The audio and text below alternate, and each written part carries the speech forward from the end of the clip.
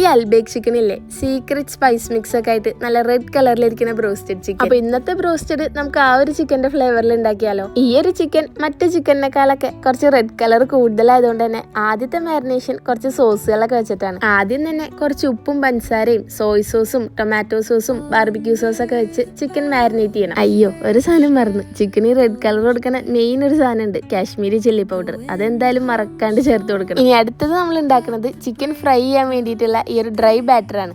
ഈ ഒരു ബാറ്ററിലാണ് നമുക്ക് ആ ഒരു ഫ്ലേവർ കിട്ടുന്ന സ്പൈസസ് ഒക്കെ ഇടുന്നത്. നമ്മളിവിടെ കോൺഫ്ലവറിലേക്ക് ആ ഒരു ഇമ്പോർട്ടൻ്റ് ആയിട്ടുള്ള 8 സ്പൈസസ് ഇട്ട് കൊടുക്കുന്നുണ്ട്. പിന്നെ ലാസ്റ്റ് ആയിട്ട് കുറച്ച് ബേക്കിംഗ് പൗഡറും കുറച്ച് ഉപ്പും കുറച്ച് പഞ്ചസാരയും കൂടി ചേർത്ത് കൊടുക്കണം. ഈ ബ്രോസ്റ്റഡ് ചിക്കൻ ഒക്കെ ഉണ്ടാക്കുമ്പോൾ മെയിൻ പണി എന്താണെന്നറിയോ, അത് ഫ്രൈ ചെയ്യാൻ നിൽക്കലാണ്. ഇപ്പൊ നമ്മൾ പറഞ്ഞു കഴിഞ്ഞ പണികളൊക്കെ ഉണ്ടല്ലോ, അതൊക്കെ പെട്ടെന്ന് തീരും. അപ്പൊ ഇനി നമ്മുടെ അടുത്ത പരിപാടി രാവിലെ മാരിനേറ്റ് ചെയ്ത് വെച്ച ചിക്കൻ ഫ്രൈ ചെയ്യാന്നുള്ളതാണ്. ആദ്യം ചിക്കൻ ഈ ഒരു ബാറ്ററിൽ വെറുതെ ഒന്ന് കോട്ട് ചെയ്തെടുത്താൽ മതി. പിന്നെ കോട്ട് ചെയ്ത് വെച്ച ചിക്കനൊക്കെ ഒരു 3-4 സെക്കൻഡ് ഓരോന്നായിട്ട് വെള്ളത്തിലിട്ട് വെച്ച് നല്ലോണം ഈ ഒരു ബാറ്ററിൽ തന്നെ ഒന്നും കൂടി കോട്ട് ചെയ്തെടുക്കണം. അപ്പോൾ ഈ ഒരു അൽബേക്ക് സ്റ്റൈൽ ബ്രോസ്റ്റഡ് ചിക്കൻ ഉണ്ടാക്കാൻ ഈ സെയിം ബാറ്ററിൽ തന്നെ നമ്മൾ 2 തവണ കോട്ട് ചെയ്യുന്നുണ്ട്. സെക്കൻഡ് ടൈം കോട്ട് ചെയ്യുമ്പോഴാണ് ആ ബാറ്ററൊക്കെ അതിൽ ശരിക്കും പിടിച്ചിരിക്കുന്നത്. ചിക്കൻ എല്ലാം കൂടി ഒന്നിച്ച് കോട്ട് ചെയ്ത് വെക്കണേക്കാളും നല്ലതാണ് ഓരോന്ന് കോട്ട് ചെയ്തിട്ട് ഫ്രൈ ചെയ്തെടുക്കണം. ബ്രോസ്റ്റഡ് ആയതുകൊണ്ട് തന്നെ അകം വേവാൻ കുറച്ചധികം സമയം തന്നെ എടുക്കും. അതുകൊണ്ട് തന്നെ നമുക്ക് ആ ഒരു സമയം കൊണ്ട് മയണൈസ് ഉണ്ടാക്കിയിട്ട് വരാം. ഫ്രൈ ചെയ്ത് കഴിഞ്ഞാൽ പിന്നെ അറിയാലോ, ഇതുപോലെ അങ്ങോട്ട് കഴിക്കൽ തന്നെ.